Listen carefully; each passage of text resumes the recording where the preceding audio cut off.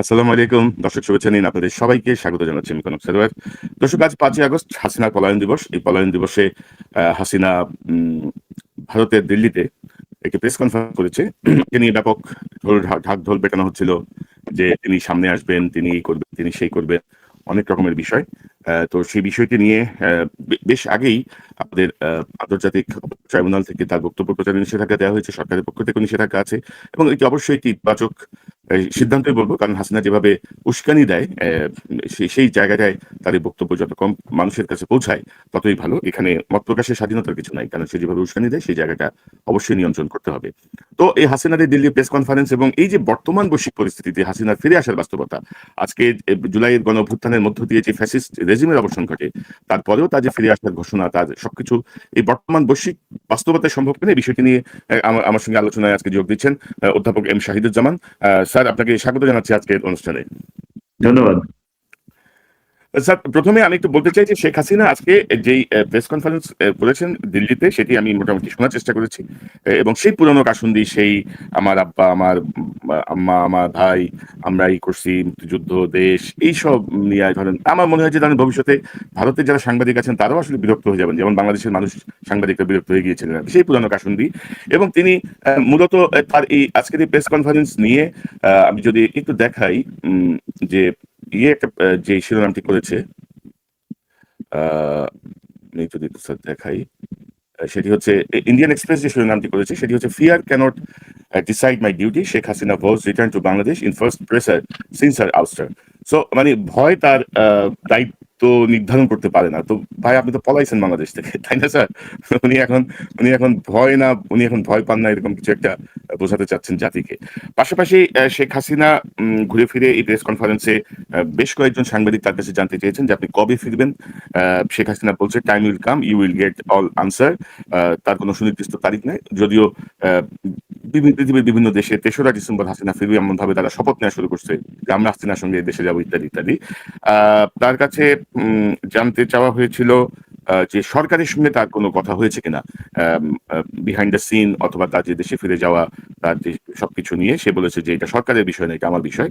সেই অ্যারোগেন্সি তার কথার মধ্যে আছে এবং তিনি ঘুরে ফিরে দায়ী করেছেন তিনি মানে অবৈধ সরকার এই যে জুলাইয়ে যে আন্দোলন হয়েছে সেটি কিন্তু উগ্রপন্থী ও বিদেশি সমর্থিত শক্তি নির্বাচিত সরকারকে উৎখাত করেছে এমন একটি বক্তব্য দিয়েছে। তবে সুযোগ ছিল ২৪শে জুলাই আগস্টে শেখ হাসিনা যেভাবে গণহত্যা চালিয়েছে, যেভাবে দমন পীড়ন করেছে, সেই জায়গাটাকে নিয়ন্ত্রণ করার একটা চেষ্টা আমরা বলবো যে সেই জায়গাটায় শেখ হাসিনা দুঃখ প্রকাশ করার একটা সুযোগ তৈরি হয়েছিল, ক্ষমা প্রার্থনার একটা সুযোগ তৈরি হয়েছিল। সেটি করে তিনি বলার চেষ্টা করেছেন যে তিনি সাফাই গিয়েছেন যে বাংলাদেশের শান্তি শৃঙ্খলা রক্ষায় নাকি পুলিশ এই কাজটি করেছে, আইন শৃঙ্খলা বাহিনী শৃঙ্খলা পুনঃপ্রতিষ্ঠার জন্য চেষ্টা করেছে। কিন্তু তার এই গণহত্যা দমন পীড়ন নিয়ে তিনি কোনো বক্তব্যে কোনো দুঃখ প্রকাশ বা ক্ষমা প্রার্থনা যেই সুযোগটি ছিল, তিনি সেই সুযোগটি আমি বলবো যে আবারও হাতছাড়া করেছেন।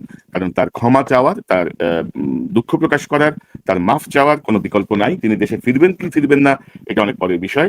স্যার আপনি কিভাবে দেখেন এই যে আমি যে প্রাথমিক ইয়েটা বললাম, তাতে আপনার কি মনে হচ্ছে যে হাসিনা আদৌ কি ফিরবে, বা তার এই বক্তব্যগুলো আমি যেটা বললাম আপনার কাছে কি মনে হচ্ছে? ধন্যবাদ কনক, খুব ঠিক সময় তুমি আমাকে ডেকেছো।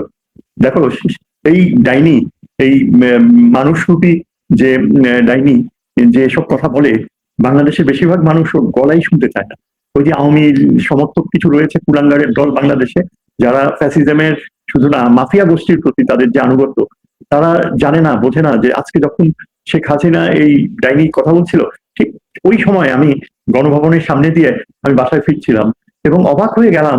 হাজার হাজার মানুষ এবং সাধারণ মানুষ, তারা গণভবনের গেট দিয়ে ভেতরে ঢোকার জন্য কত ব্যাকুল, কত মানুষ বলছে যে আজকে যখন প্রধানমন্ত্রী এটা ওপেন করলো, তাহলে আজকে না কেন, আমাদের যে খত রয়েছে, আমরা যদি আজকেই না যেতে পারি তাহলে কি লাভ। অনেক দূর ডিস্ট্রিক্ট থেকে বাবা মা, আত্মীয় স্বজন, বন্ধু বান্ধব ছুটে এসেছে এবং গণভবনের চারদিকে যে রাস্তা, এই পাশে ওই পাশে সমস্ত জায়গা জনাকীর্ণ হয়েছিল। পরে আমি রাত্রের নিউজে দেখলাম যে মানুষ কিন্তু গেট ঠেলে ঢুকে গিয়েছে আত্মীয় স্বজন, এবং তাদের আচরণ ছিল অত্যন্ত ভদ্রচিত। তাদের অনেকে সাক্ষাৎকারে কেঁদে ফেলেছে, মহিলারা, মা, এবং তারা বলল যে এই যন্ত্রণা আমরা ছাড়া আর কারা বুঝতে পারবে? তারা বলছে আমরা এখানে যা যা রয়েছে এই স্মৃতি জাদুঘরে এর চেয়ে আরো অনেক বেশি থাকা উচিত ছিল, আমরা প্রত্যেকটা জিনিস পুঙ্খানুপুঙ্খ ভাবে দেখছি। সুতরাং এই যে হাসিনা যে আজকে কি একটা মানবরূপী শয়তান, তার মধ্যে কোনো অনুশোচনা নেই, একই মিথ্যাচার, একই মানুষ এরকম হতে পারে কিভাবে? আমার তো অবাক লাগে। আমি বিংশ শতাব্দীর অনেক ফ্যাসিস্ট জার্মান জেনারেলস তাদের বিচার প্রক্রিয়া পড়েছি, দেখেছি, নিউরেমবার্গ ট্রায়ালস এর পড়েছি, সেখানেও কিন্তু এর মতো এত মিথ্যাচার, এত ব্যভিচারী মহিলা কখনো দেখা যায়নি। আর ঠিক ইকুয়ালি মানে চরিত্রহীন হচ্ছে সমর্থকরা। এই যে এমনকি ঢাকা বাংলাদেশের বিশ্ববিদ্যালয়গুলোর কিছু কুলাঙ্গার শিক্ষক যারা সিগনেচার ক্যাম্পেইন করে তার দেশে ফেরার দাবি করেছে, এদের বিচার করা উচিত। জনগণ দাবি করবে এদের বিচার করতে। এবং ঢাকা বিশ্ববিদ্যালয় সহ বিভিন্ন যে আমাদের দেশে যে ছড়িয়ে রয়েছে যারা বিবেকবান মানুষ, তারা কখনো এটা ছেড়ে দেবে না। হাসিনা এখন আমাদের যে বর্তমান সরকার ক্ষমতায় রয়েছে, স্পষ্ট তারা অবস্থান ব্যক্ত করেছে যে তাকে অবশ্যই, অ্যাটর্নি জেনারেল এটা বলেছে যে ঢাকায় ফেরার সাথে সাথেই তাকে she will be taken in under arrest, এবং তাকে একেবারে যে বলা হয়েছে যে যেই সেলে তারা রাখার কথা, কন্ডেম সেল, সেখানে তাকে তার অবস্থান নিতে হবে। সে অ্যাপিল করতে পারে, আবার তার নানা রকমের যে ফাঁক ফোকর রয়েছে আপনার বিচারের প্রক্রিয়ায়, সেগুলো সে ব্যবহার করতে পারবে। কিন্তু আমি আপনাকে একটা কথা নিশ্চিত ভাবে আশ্বাস দিচ্ছি যে বাংলাদেশে এই যে স্মৃতি জাদুঘরটা খুলে দেওয়া হয়েছে, এটা কিন্তু অনেক স্মৃতি নিয়ে আসবে। এই জাদুঘরটা, গণভবনকে জাদুঘরে কনভার্ট করাটা বাংলাদেশের ইতিহাসের সর্বশ্রেষ্ঠ ডিসিশন আমি মনে করি। মানুষ যখন চিন্তা করে এবং দেখে কি হয়েছিল, একটা বিবেকবান মানুষের কাছে অশ্রু সংবরণ করা খুব কঠিন। এমনকি যারা ক্ষমতাধররা রয়েছে তারাও এখন উপলব্ধি করতে পারছে। তবে স্যার, আপনি যদি বলছেন যে শেখ হাসিনার ফিরে আসা কিন্তু শেখ হাসিনার উপরে নির্ভর করবে না, শেখ হাসিনাকে প্রত্যার্পণ করা হবে, যেহেতু তিনি মানে ভারতে তিনি কোন লিগ্যাল স্টেটাসে আছেন এটিও ভারতের সাংবাদিকদের প্রশ্ন। এবং ধরেন যে তিনি চাইলে তো ফিরে আসতে পারবেন না, বাংলাদেশ অলরেডি তাকে হস্তান্তর করার চিঠি পাঠিয়েছে, ভারত সরকার হস্তান্তর করবে। একজন আসামি হিসেবে, দণ্ডপ্রাপ্ত আসামি হিসেবে শেখ হাসিনাকে ভারতে যেয়ে পুলিশ গ্রেপ্তার করবে এবং তাকে নিয়ে আসবে। এমন না যে আমি 10টা প্লেন নিয়ে বাংলাদেশের উদ্দেশ্যে রওনা হলাম, আমি বেনাপোল দিয়ে বাংলাদেশে ঢুকে গেলাম, আমার সাথে কয়েক হাজার মানুষ নিয়ে ঢুকলাম, মিছিল করলাম। নো, আমার মনে হয় না সেই সুযোগ তার সেখানে আছে। তো এই যে স্যার শেখ হাসিনা যে আসার কথা বলছে, কেন বলছে আপনি কি মনে করেন যে হঠাৎ করে? জি, পুরো বিষয়টাই কিন্তু একেবারে ফিকটিশিয়াস। মানে সে একটা নাটক উপস্থাপন করছে। প্রথমত লক্ষ লক্ষ টাকা ঢেলে দেওয়া হয়েছে, কোটি কোটি টাকা ঢেলে দেওয়া হয়েছে এই যে এখানকার শেখ হাসিনার ফিরে আসার প্রক্রিয়ার একটা ব্যাকড্রপ তৈরি করার জন্য। এই যে বাংলাদেশের কিছু অদ্ভুত তথাকথিত জার্নালিস্ট নামধারী দুর্বৃত্ত, যেমন তার মধ্যে প্রথম সারিতে রয়েছে এই নবনীতা চৌধুরী, যে অ্যাবসলিউটলি বোগাস, একদম একটা অশিক্ষিত মহিলার মতো সে বারবার শেখ হাসিনার ফিরে যাওয়ার যৌক্তিকতা তুলে ধরে। কলকাতা মিডিয়া, ভারতীয় মিডিয়া, ভারতীয় বিভিন্ন রকমের যে প্রভাবশালী তথাকথিত সাংবাদিক, যেমন গৌতম লাহিড়ী, তারপর ওই কলকাতা বেসড এইসব জার্নালিস্ট, এদের ইন্টারভিউ নিচ্ছে। বাংলাদেশে আরো কিছু লোক রয়েছে যারা এখন ওই নবনীতার গলার স্বর এবং বলার ভঙ্গি নকল করা শুরু করে দিয়েছে। এরকম একজন বেশ সিনিয়র জার্নালিস্ট রয়েছে, সে আবার এখানে বসে কিনা আমি জানি না, তবে আমার মনে হয় এই নবনীতা চৌধুরীর নাগরিকত্ব বাতিল করা উচিত। সে যে বাংলাদেশের কত বড় শত্রু, কত বড় পাপিষ্ঠ, সেটা বোঝা যায়। এবং এই কারণেই কিন্তু হাসিনা, এই যে আপনার যে ন্যারেটিভটা তৈরি করা হয়েছে, হাসিনা যে বলছে যেসব কথা, এবং তার সাথে ওই যে টফেল সহ বিভিন্ন আওয়ামী লীগের লোক যারা এই কলকাতায় অবস্থান করে বেশিরভাগ সময়, এবং তারা এখন আজকে এই যে একটা তথাকথিত সাউথ এশিয়া কি ওভারসিজ করেসপন্ডেন্টস অ্যাসোসিয়েশন দিল্লিতে, এখানে বলে, এটা আমার মনে হয় অ্যাবসলিউটলি বোগাস। এদের আর আরেকজন হচ্ছে ওই যে জিউইশ সমর্থক, কি যেন শোয়েব চৌধুরী বোধহয় তার নাম, হ্যাঁ, এই যে একজন বাংলাদেশি তথাকথিত ওই ইসরায়েলি সিটিজেন বোধহয় এই শোয়েব চৌধুরী।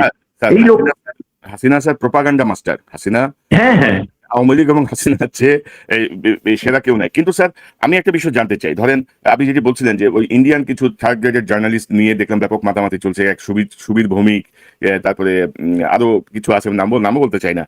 এরা আপনার হচ্ছে এমন ভাবে, মানে মোর দেন হাসিনা ইনফরমেশন তাদের কাছে আছে, এমন একটা ভাবে কথা বলতেছে। এক্স্যাক্টলি, তারা সব জানে তারা কি হচ্ছে। তো ভারত স্যার হাসিনাকে কিভাবে ব্যবহার করছে আপনি কি মনে করেন? মানে বর্তমানে ভারত তো অ্যাবসলিউটলি, মানে তার,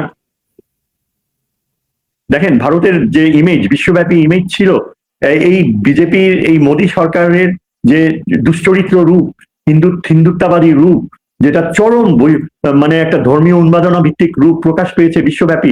আপনি দেখেন ইন্টারন্যাশনাল মিডিয়াতে, ওয়েস্টার্ন মিডিয়াতে একেবারেই ভারতকে তুলোধুনো করে দেয়। আজকে দেখেন মার্কিন যুক্তরাষ্ট্রের মিডিয়া কোনোভাবেই হাসিনার এই অবস্থানকে সমর্থন দেয়নি। তার যে মৃত্যুদণ্ড দেওয়া হয়েছে এটা মার্কিন যুক্তরাষ্ট্র অনেকটা ইনডিরেক্টলি, এমনকি ব্রিটেন, এই যে ইউরোপের দেশগুলো, এমনকি ব্রিটেন যারা বলতে গেলে মানবাধিকারের প্রাচীর গড়ে রাখে, তারাও কিন্তু হাসিনার মৃত্যুদণ্ডের ব্যাপারে একটা কথাও বলে। তার মানে তাদের নীরব সমর্থন রয়েছে। এবং এই যে তথাকথিত হাসিনা পুষ্ট কুলাঙ্গার একটা শোয়েব চৌধুরী, এই ইসরায়েলি সিটিজেন, এই ইসরায়েলকে সমর্থন দিয়ে রিকগনিশনের কথা মাঝে মাঝে প্রেসক্রাইব করে, এই লোকটা যে কি মিথ্যাচার ছড়াচ্ছে কল্পনা করা যায় না। বাংলাদেশের সরকার, বাংলাদেশের জনগণ একেবারে আয়রন ক্ল্যাড ইউনিটি, এবং এখানে কোনো ডাউট করার, কোনো প্রশ্রয় দেওয়ার কোনো সুযোগই নেই। আপনি দেখেন আমাদের আজকে মাঝে মাঝে কিছু অঘটন ঘটে, যেমন আজকে বিকাল বেলায় এই ছাত্র শিবিরের সাথে রাষ্ট্রপতির সামনে একটা অনুষ্ঠানে ছাত্র দল এর মধ্যে একটা সংঘাত শুরু হয়। এর কারণ ছিল যে ভিডিও ক্লিপিংসটা দেখাচ্ছিল বিরাট অডিটোরিয়ামে চীন মৈত্রী, সেখানে কিছু ঐতিহাসিক তথ্য ভুল করা হয়েছে। এবং ন্যাচারালি এনপিসি যে ছাত্র সংগঠন যারা রাজনীতি করছে তারা প্রোটেস্ট করছে, এবং একটা আনপ্লেজেন্ট সিচুয়েশন হয়েছে। এবং যা ঘটার কিছু ওয়েস্টার্ন ডিপ্লোম্যাটস ছিল, এমনকি ওই ভারতের ওই বৃদ্ধ অ্যাম্বাসেডর কি ত্রিবেদী নাকি নাম, সেও ওইখানে বসা ছিল। কোন বুদ্ধিতে যে সে আসছে আল্লাহ বলতে পারবে। তবে সেও দেখলাম ওরা হেঁটে বের হয়ে গেল। এরকম কিছু আনপ্লেজেন্ট একটু ঘটনা ঘটেছে আজকে, কেননা ইতিহাসের ঠিক প্রজেকশন হয়নি। এবং এই যে হাসিনা ব্যাপারে দেশে রক সলিড ইউনিটি, আজকে প্রত্যেকটা মন্ত্রী, তারিক জিয়া আজকে নিজে যেভাবে বলেছে, যেভাবে আপনার বিধ্বস্ত পরিবারগুলোকে কাছে এগিয়ে এসছে, এখানে হাসিনা কিভাবে কল্পনা করে তার প্রতি কোনো রকমের অনুকম্পা, বা আওয়ামী লীগকে কোনোভাবে কোনো রকমের অনুকম্পা দেখানো হওয়ার বাংলাদেশে তো কোনো প্রশ্নই ওঠে না।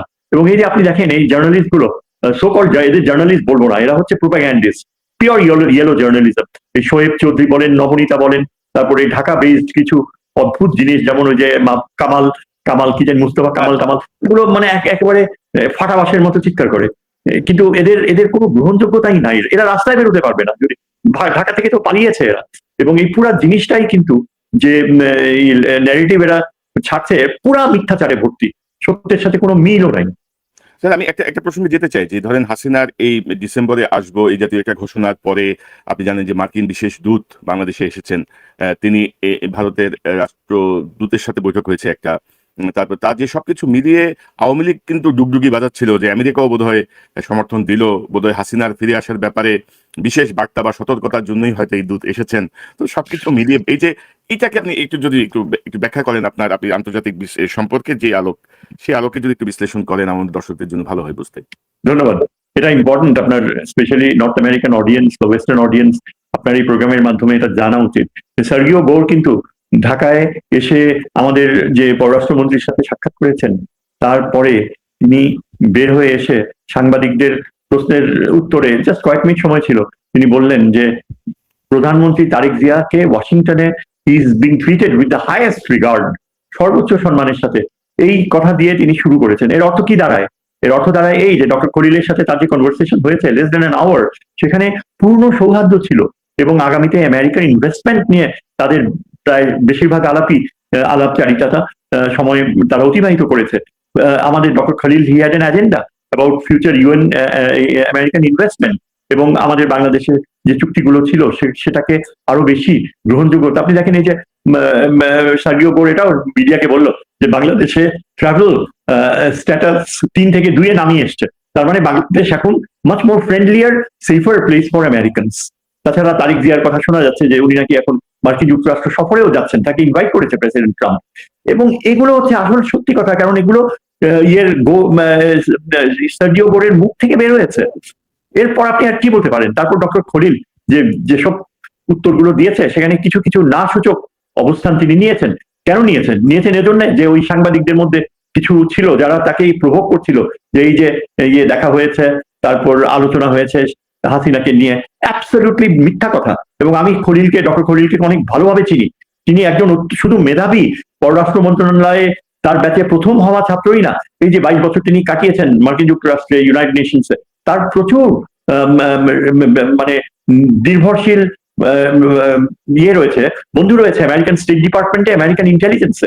এবং আপনি নিশ্চিতভাবে ধরে নিতে পারেন যে খলিল যখন জেনারেল অ্যাসেম্বলির প্রেসিডেন্ট হয়ে যাচ্ছে কয়েকদিন পরে, তিনি মার্কিন যুক্তরাষ্ট্রের স্টেট ডিপার্টমেন্ট, পেন্টাগন সবাইকে তার পক্ষে নিয়ে আসতে সক্ষম হবে। আপনি চিন্তা করেন, গতকালই আমেরিকান এই যে প্যাসিফিক কমান্ডের কমান্ডার অ্যাডমিরাল ঢাকায় চলে আসছে, এবং ঢাকায় এসে তিনি উচ্ছ্বসিত প্রশংসা করেছে বাংলাদেশে আমাদের নৌবাহিনী প্রধান, যিনি একজন অত্যন্ত স্বনামধন্য মেরিটোরিয়াস একজন নৌবাহিনীর অফিসার, যার রেকর্ড দেখলেই আপনি বুঝতে পারবেন যে অল থ্রু ফার্স্ট। তার সাথে আমেরিকান প্যাসিফিক কমান্ডারের অত্যন্ত অকৃত্রিম মিটিং হয়েছে। তারপর আপনার আমাদের সামরিক বাহিনীর নেতৃত্ব। জি আমার স্যার, যেটা হচ্ছে যে আমরা আসলে ভারতের যে দাসত্বের শৃঙ্খল হাসিনা আমাদের গলায় বসিয়ে দিয়েছিল, আমরা সেখান থেকে বের হয়ে আসতে হবে। এখন আমেরিকার সাথে আমাদের বন্ধুত্ব, পাকিস্তানের সাথে আমাদের বন্ধুত্ব, চীনের সাথে আমাদের বন্ধুত্ব, এই জায়গাগুলো আসলে আমরা বাংলাদেশের একটি স্বাধীন সার্বভৌম রাষ্ট্র হিসেবে আমাদের আসলে এখন কূটনৈতিকভাবে আমরা কতটুকু ব্যালেন্স করতে পারবো, সেই জায়গাটা হচ্ছে সবচেয়ে গুরুত্বপূর্ণ।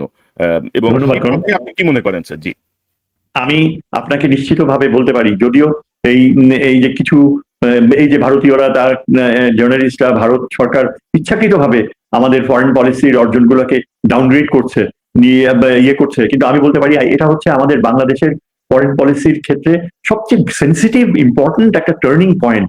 আমরা ভারতের আজকেই কিন্তু পররাষ্ট্রমন্ত্রী, আমি স্ক্রলে দেখলাম টেলিভিশন সেট গুলায়, বলেছে যে বাংলাদেশ আর কখনো ভারতের ওই নিয়ন্ত্রণে কোনোদিন ফিরে যাবে না। এই যে ওই কথাগুলো উনি বলছেন, কতখানি কনফিডেন্স তার ভিতর রয়েছে যে বলেছে যে কোনো দিন ভারতের ওই নিয়ন্ত্রণে আর ফিরে যাবে না। এর অর্থ কি?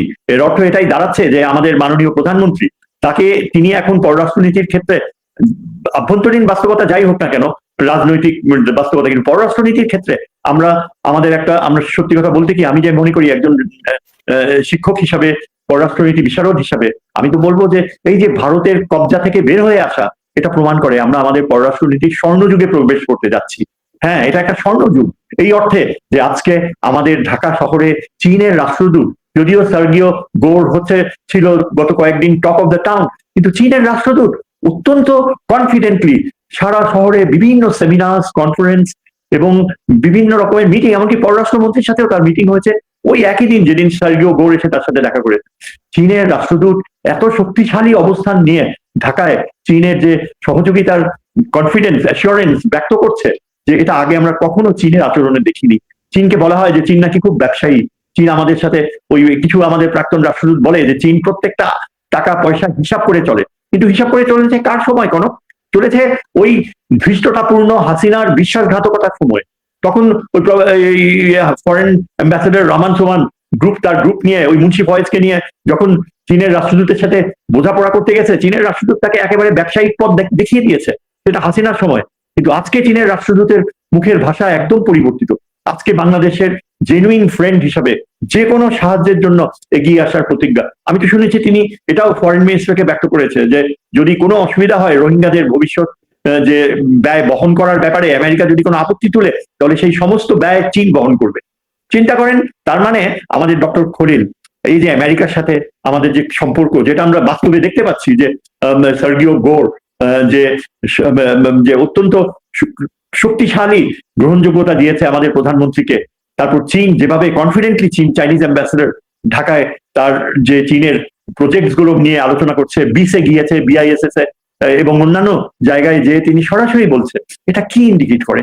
এটা ইন্ডিকেট করে যে আমরা ভারতীয় প্রভাবমুক্ত হতে পারছি। ভারতের এই রাষ্ট্রদূত, যিনি কিভাবে আমি জানি না, কোনো ওই ওয়েস্টিনে যে সাক্ষাৎকার নিয়েছে, দেখা করেছে সার্গিও গোরের সাথে, তারপর শুনেছি সাবের হোসেন চৌধুরীও দেখা করেছে, এগুলো কিন্তু অ্যাবসলিউটলি কার্টসি কলস। এবং আমার মনে হয় আমেরিকান অ্যাম্বাসেডর যে সার্গিও গোর একেবারেই কোন রকমের ভারতীয় যে এজেন্ডা, এটা তুলে ধরার প্রশ্নই ওঠে না, কারণ তাকে সম্পূর্ণ ব্রিফ করেছে ঢাকায় যে আমাদের বাংলাদেশে যে আমেরিকান রাষ্ট্রদূত হেন্ডারসন, তিনি কিন্তু আগে ঢাকায় থেকেছেন 2 বছর, এই তারপরে তার শেষ পর্বে তিনি এখন রাষ্ট্রদূত হয়ে এসেছেন। তিনি বাংলাদেশের এক বিরাট বন্ধু, এবং এই যে ভারত যে আমেরিকাকে ব্যবহার করতে চায়, এই বিষয়ে তার অত্যন্ত স্পর্শকাতর অবস্থান রয়েছে। এগুলো আমি জানতে পেরেছি আমাদের কূটনৈতিক সোর্স থেকে। আমার খলিল আমার সমসাময়িক আমার বন্ধু, আমি তার মাধ্যমে সরাসরি জানতে পারি। হ্যাঁ, এবং এই যে হেন্ডারসন যে আমেরিকান অ্যাম্বাসেডর, সে সার্গিও গোরকে সম্পূর্ণভাবে ব্রিফ করেছে।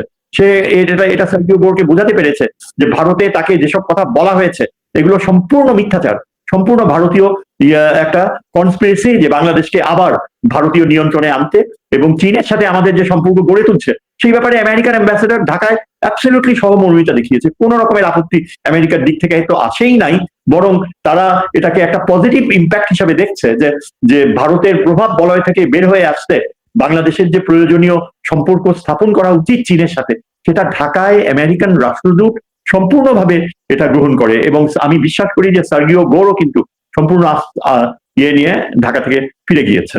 স্যার, আজকে যে প্রেস কনফারেন্স হয়েছে হাসিনার দিল্লিতে, সেই প্রেস কনফারেন্সে সজীব ওয়াজেদ জয় তার মায়ের পক্ষে কিছু প্রশ্নের উত্তর দিয়েছেন।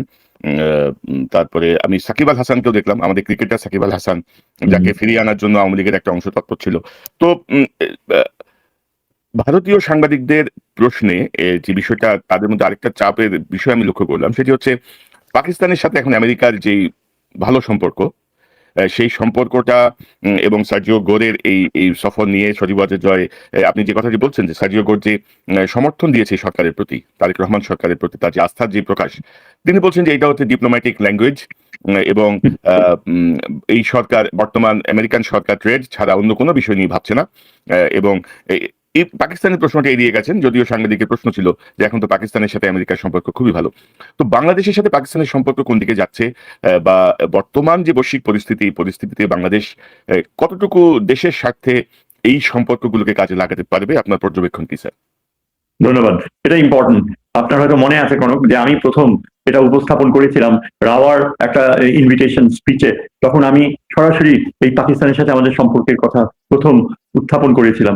আল্লাহর অশেষ মেহরবানি খোদা তাআলার, যে আমি যেভাবে চিন্তা করেছি যে আমরা নিউক্লিয়ার আমব্রেলার অধীনে যাব কিনা, তখন আমার অবস্থানটাকে অনেকেই তাচ্ছিল্যর চোখে দেখেছে। কিন্তু আজকে আমি যে বলতে পারি যে বাংলাদেশের যে ডিফেন্স এস্টাবলিশমেন্ট, তারা ক্লিয়ারলি রিকগনাইজ করছে যে পাকিস্তানের যে নিউক্লিয়ার আমব্রেলা এবং পাকিস্তানের দ্বারা এই বাংলাদেশে যে মিসাইল প্রযুক্তি, যেটা আমাদের এখানে সক্রিয়ভাবে অবস্থান করা, এবং স্পেশালি পাকিস্তান যেভাবে আমাকে ডিফেন্সে সহযোগিতা করছে, পাকিস্তান বিভিন্ন ক্ষেত্রে আমাদের ডিফেন্স, স্পেশালি যে ট্রেনিং, এয়ারফোর্সের ট্রেনিং, তারা একটা যে এয়ারফোর্সের দামি জেট পাঠিয়েছে, সেটা অত্যন্ত গুরুত্বপূর্ণ। আমরা যখন চীনের কাছ থেকে এই যে তাদের বিমানগুলো গ্রহণ করব, তখন আমাদের পাইলটরা রেডি থাকবে এই প্লেনগুলো ফ্লাই করতে। আমরা দেখতে পাচ্ছি যে পাকিস্তান সরাসরি চীনের সাথে আমাদের যে লালমনিরহাট বেসটাকে ডেভেলপ করা, উন্নয়ন করা, সেখানে পাকিস্তানও কিন্তু কন্ট্রাক্ট নিয়েছে। পাকিস্তানের হাই কমিশনার এখন ঢাকায় বিভিন্ন ইউনিভার্সিটিস গুলোতে যান, বিভিন্ন সংস্থায় যান, আমাদের যে গবেষণা প্রতিষ্ঠানগুলায়, সেখানে তিনি সরাসরি অংশগ্রহণ করেন। এবং আমাদের, আপনি হয়তো এটা দেখে থাকবেন যে পাকিস্তানের সামাজিক জীবনের ধারণা বাংলাদেশে এখন অত্যন্ত নিবিড়ভাবে প্রস্ফুটিত হচ্ছে। পাকিস্তানের রেস্টুরেন্ট গুলো এখন ঢাকায় সবচেয়ে পপুলার, এবং আমাদের ফ্লাইটস তো যাচ্ছে, আমাদের যে বিমানের ফ্লাইট আসছে ঢাকায়, আমরা আশা করবো যে খুব শিগগিরই হয়তো পাকিস্তান তার পিআই এর ফ্লাইটও রিজিউম করবে ঢাকা টু করাচি বা ঢাকা টু লাহোর। সুতরাং পাকিস্তানের সাথে আমাদের এই যে সম্পর্কটা, এটা সবচেয়ে বড় উপযোগিতা হচ্ছে যে পাকিস্তানের অভিজ্ঞতা চীনের সাথে ও মার্কিন যুক্তরাষ্ট্রের সাথে, এটার সাথে আমাদের বিশাল একটা মিল রয়েছে। কিভাবে পাকিস্তান আমেরিকার সবচেয়ে ঘনিষ্ঠ নন নেটো অ্যালাই, আবার অ্যাট দ্য সেম টাইম চীনের সাথে তার একমাত্র দেশ, যে চীন সরাসরি পাকিস্তান ভারত যুদ্ধে অংশগ্রহণ করে পাকিস্তানের জয় নিশ্চিত করেছে। 5টা না 6টা রেফেল প্লেন প্রথম রাতেই ফেলে দেওয়া হয়েছিল। ভারত নির্লজ্জ, কখনো স্বীকার করে নাই, সত্যকে মেনে নেওয়ার তাদের সাহস নাই। আজকে এখানে ডিরেক্ট মিথ্যা কথা বলে যাচ্ছে তাদের যে এখানকার রাষ্ট্রদূত। একবার বলে যে বাংলাদেশের জন্য অধীর আগ্রহে অপেক্ষা করছে মোদি তারেক জিয়াকে রিসিভ করতে, আবার এখন বলছে যে ওই বিমস্টেকের চেয়ারম্যান হিসাবে তারা চায়। মানে একেবারে absolutely Delhi has become so desperate, যে কোনো মূল্যে তারেক জিয়াকে। স্যার, এই জায়গাটা বলা হচ্ছে যে হয়তো মাসখানেক পরে তারেক রহমানের একটা স্কেডিউল হতে পারে ইন্ডিয়া সফরের। আপনি কি মনে করেন যে এই পরিস্থিতিতে যাওয়া উচিত প্রধানমন্ত্রীর ভারতের সফরে? আমি আপনাকে নিশ্চয়তা দিচ্ছে, আমাদের প্রধানমন্ত্রী যাচ্ছে না, যাওয়ার প্রশ্নই ওঠে না। তিনি অত্যন্ত আত্মসম্মান সচেতন। আপনি হয়তো দেখতে পাবেন যে এই যে গত কয়েক মাসে আপনার কোনোভাবেই কিন্তু ভারতের সম্পর্কে আমাদের প্রধানমন্ত্রী কোনো আগ্রহ দেখায়নি। ইনফ্যাক্ট আমাদের অত্যন্ত সুযোগ্য রাজনীতিবিদ রুহুল কবির রিজভী, উনি সরাসরি ভারতকে এক্সপোজ করে দিয়েছে। আজকেও রুহুল কবির রিজভী অত্যন্ত সাবলীল ভাষায় ভারতের বাস্তবতা তুলে ধরেছে, যার ফলে বিএনপির যে অবস্থান তাতে প্রমাণিত হয় বিএনপি ভারতকে এখন কোনোভাবেই কোনো বন্ধু রাষ্ট্র হিসেবে দেখে না। আর তারেক জিয়ার কি প্রয়োজন পড়েছে ভারতে যাওয়ার? আমরা তো এখন ভারতের সাথে আমাদের কোনো প্রয়োজন নেই, আমাদের কোনো কোনো তাড়াহুড়া নাই যে আমাদেরকে বিমস্টেকে জয়েন করতে হবে। বিমস্টেক একটা অ্যাবসলিউটলি একটা মানে আমাদের জন্য একটা অনেকটা বোঝা হয়ে দাঁড়াবে, কেননা বিমস্টেক টিকে থাকা মানে হচ্ছে সার্কের ধারণাকে দুর্বল করে দেয়া, যেটা ভারতীয় একটা স্কিম। বাংলাদেশের স্বার্থ হচ্ছে, আমাদের প্রধানমন্ত্রীর স্বার্থ হচ্ছে যেভাবেই পারবেন তিনি সার্ককে উজ্জীবিত করবেন, এবং এর জন্য তার অত্যন্ত বলিষ্ঠ পররাষ্ট্রমন্ত্রী যে কাজ করে যাচ্ছে। পররাষ্ট্রমন্ত্রী দেখেন অত্যন্ত শক্ত হাতে ভারতের সাথে ডিল করেছে। এই যে দীনেশ ত্রিবেদী 2 মাসেও কিন্তু পররাষ্ট্রমন্ত্রীর সাক্ষাৎ পায়নি, এবং যথার্থভাবে ভারতের যে অবন্ধু সুলভ শত্রুতা সম্পন্ন আচরণ এই যে হাসিনাকে দিয়ে প্রেস কনফারেন্স করাচ্ছে, it is a breach of trust. Bharat নিশ্চয়তা দিয়েছিল বাংলাদেশকে হাসিনা কখনো ভারতে তার পলিটিক্যাল প্ল্যাটফর্ম হিসাবে ইউজ করবে না। আজকে তাদের ওই মিথ্যাবাদী যে ফরেন পলিসি স্পোক্স পারসন তিনি বলছেন কি যে এটা একটা ওভারসিজ প্রাইভেট করেসপন্ডেন্ট অ্যাসোসিয়েশন, তারা যদি তাকে সুযোগ দেয় সরকারের কিছু করার নাই। এর অর্থ কি? এর অর্থ যে তারা যে অবস্থান নিয়েছিল বাংলাদেশের সাথে বিশ্বাসঘাতকতা করছে। সুতরাং আমি নিশ্চয়তার সাথে আমি কনফিডেন্ট যে তারেক জিয়ার আমেরিকাতে যাওয়ার একটা সুযোগ সৃষ্টি হয়ে হচ্ছে। আমার মনে হয় ভারতে যাওয়ার কোনো প্রয়োজনীয়তাই নাই। উনি তো আসছেন গত সেপ্টেম্বরে জাতিসংঘের 1 মাস, আগামী মাসে তিনি আসার কথা যতটুকু জানি, যদি সব ঠিক থাকে। তো আসলে স্যার এখন আমাদের এই যে ভারতের সঙ্গে এত ইয়ে হওয়ার কিছু নাই। ভারত আমাদেরকে হাসিনার মাধ্যমে, হাসিনার 15 বছরের শাসনে যেভাবে আসলে ভারত তার সুবিধা রেখেছে, একটি অনির্বাচিত, একটি ভুয়া ভোটের নির্বাচিত অবৈধ প্রধানমন্ত্রীকে যেভাবে তারা ব্যাকআপ করেছে, বাংলাদেশের মানুষকে যেভাবে হত্যা করেছে, সেখানে মানে হত্যায় সহায়তা করেছে, তাদের গোয়েন্দা সংস্থা যেভাবে কাজ করেছে, সেখানে এখন আমার মনে হয় যে আমাদের আমেরিকা, পাকিস্তান, চীন, টার্কি এদের সঙ্গে আমাদের বাইলেটারাল রিলেশনটা অনেক বেশি স্ট্রং করা উচিত। তো স্যার আমরা আবার একটু প্রথমে প্রসঙ্গে যাই যে হাসিনা ফিরে আসে, এবং আপনি জানেন যে হাসিনা কিছুদিন আগে থেকে একটা নতুন ন্যারেটিভস দেওয়ার চেষ্টা করছে যে আমি তো ভেবেছিলাম আমি টুঙ্গিপাড়ায় যাচ্ছি, গোপালগঞ্জে যাচ্ছি, কিন্তু আমি শুনলাম, আমি তার ওই অডিওটা একটু শোনাতে চাই। কখনোই ভাবিনি যে আমাকে দেশে আসতে হবে, আমি জানতাম না যে গণভবন যখন ঘেরাও দিয়ে ফেললো আমি বললাম যে না তো গুলি চালাবে না, আমাকে অনেক মানুষ মারা যাবে, আমার সিকিউরিটি যাওয়া ছিল তো আমাকে ওখানে সরিয়ে নিয়ে আসলো, আমি বললাম আমি টুঙ্গিপাড়া চলে যাবো।